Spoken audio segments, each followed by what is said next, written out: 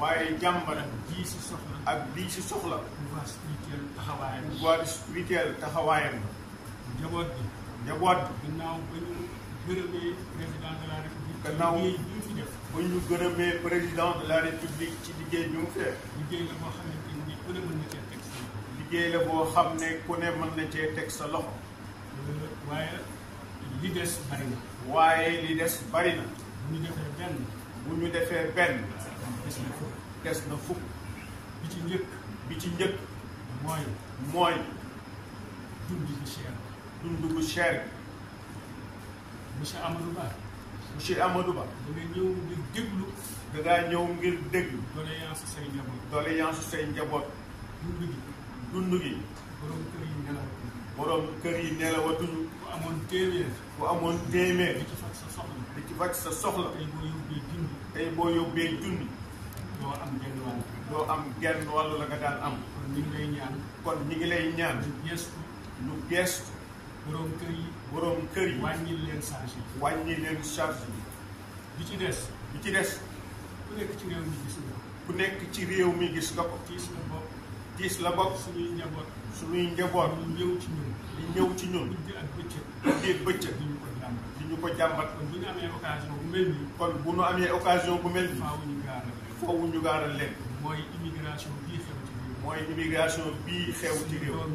suñu doom yii di dugg ci gaal yi di dugg ci gaal di yéeg ci montagne yi di yéeg ci montagne te dara di waralu ko te dara waralu ko am lu ñu war a faj lu dul am lu ñu war a faj te amuñu ko ñuy jàmbaar seeni waajur di sonn seeni waajur di sonn te amuñu lu leen teral te amuñu lu leen teral ñooñu soxla nañu ndimbal fa ñu jëm ay immigré lañ fay fekk ñun ñii dañuy dem di waxtaan ak ñoom ñun ñii dañuy dem di waxtaan ak ñoom ñoom ñëpp seen yaakaar seen bëgg-bëgg ñoom ñëpp seen yaakaar seen bëgg-bëgg ñibbisi ci réew mi mooy ñibbisi ci réew mi fa man fee dund ko tey te mënuñu ko am na ñu ko jéem waaye dañoo mujj dellu loolu itam monsieur le premier ministre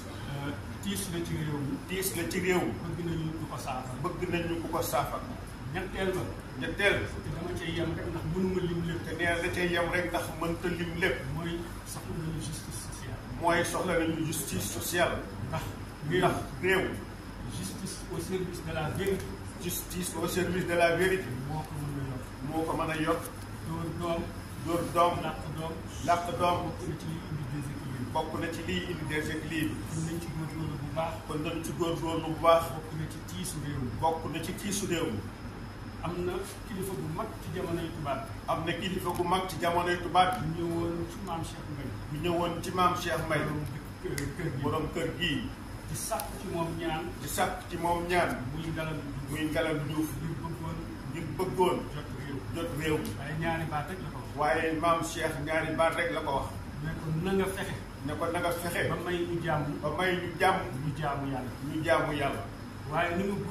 waaye na nga góorgóorlu ba baadoole yi seen coono jeex loolu ëmb na lépp jàmm wax nga ko léegi si discours dëkk bu mu amul mën la am développement mënul am justice sociale mënul am équilibre ci biir néeg bi sànq yaak Serigne